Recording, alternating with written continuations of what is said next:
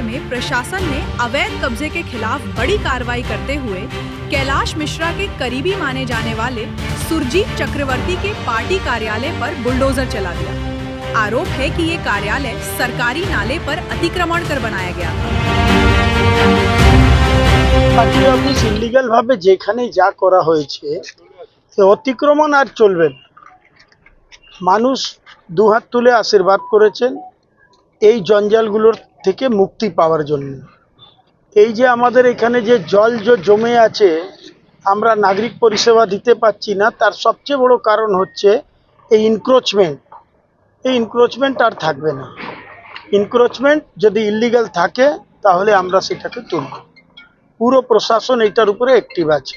আর এইখানেই নয়, পুরো পশ্চিম বাংলাতে আপনারা দেখেছেন শিয়ালদা স্টেশন, হাওড়া স্টেশন, আমাদের জিটি রোড, আমরা এগুলোকে মানুষ 1 লক্ষ মানুষকে যাতায়াত থেকে যারা বঞ্চিত করছেন, কিছু দোকান বা কিছু ইনক্রোচমেন্ট করে পার্টি অফিস, কিছু জায়গা দখল, এটা কিন্তু আর চলবে না।